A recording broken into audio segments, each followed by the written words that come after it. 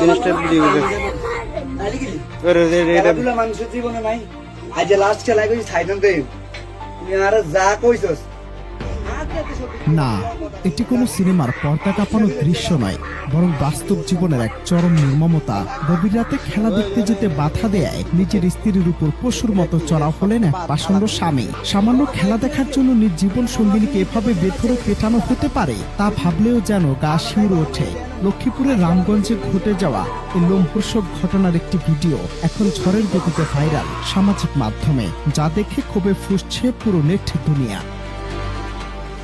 আজ দেখে সত্যি কি এত লং কথা কত লাগছে বলছে বিলেছে দাদা সামনে বসলাম কথা কাট না ওই ওরে এই সে কি এটা কি এটা সব তো বাত কালা করে লেছে রে। ঘটনার সূত্রপাত মাত্র কয়েক মিনিটের একটি ফুটবল ম্যাচ দেখাকে কেন্দ্র করে। গভীর রাতে আর্জেন্টিনা সমর্থক স্বামী যখন বাইরে যাওয়ার প্রস্তুতি নিচ্ছিলেন, তখন নিরাপত্তার কথা ভেবে নিষেধ করেছিলেন স্ত্রী। আর তাতে ক্ষিপ্ত হয়ে ওঠে সেই পাষণ্ড স্বামী। কেন খেলা দেখা তাকে বাধা দেওয়া হলো, এই অজুহাতে শুরু হয় পাশবিক নির্যাতন। মারধরের এক পর্যায়ে নাকি বাঁচার আকুতি নিয়ে স্বামীর পা ধরেও শেষ রক্ষা হয়নি স্ত্রীর।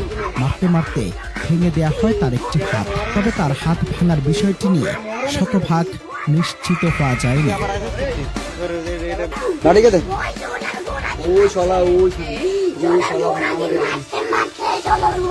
তুই অনেক যা খেলা থাকতে দেবে তুই যেটা বানান ওইটা আমি জানি না কথা কি ওই কথাই দেখি আমার কাছে মোবাইলে গেছি গত কয়েকদিন আগে আপনার মনে আছে নি যে কইসাই বাচ্চা লয়ে গেছে কি কাটাকালি কইছিনি।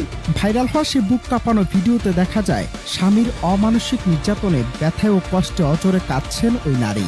আর পাশ থেকে সে করুণ দৃশ্য ক্যামেরাবন্দি করছেন কয়েকজন। সামান্য বিনোদনের একটা খেলা কিভাবে একজন মানুষের বিবেককে এভাবে অন্ধ করে দিতে পারে তা নিয়ে উঠছে শত প্রশ্ন। তবে এই নারকীয় ঘটনার পর এখন পর্যন্ত কোনো আইনি ব্যবস্থা নেওয়া হয়েছে কিনা তা নিশ্চিত হওয়া যায়নি। বিনোদন মানুষের মনের খোরাক যোগায়, কিন্তু তা যদি ঘরের ভেতরে এমন পৈশাচিক রূপ নেয় তবে তা কোনোভাবেই মেনে নেওয়া যায় না। লক্ষ্মীপুরের এই অসহায় স্ত্রীর কান্না আজ আমাদের সামাজিক মূল্যবোধকে কাঠগড়ায় দাঁড় করিয়েছে। এই কাপুরুষোচিত ঘটনার সুষ্ঠু তদন্ত এবং অপরাধী স্বামীর দৃষ্টান্তমূলক শাস্তির দাবি এলাকাবাসীর। অনন্ত হাসান মাসুদ, বাংলা টিভি।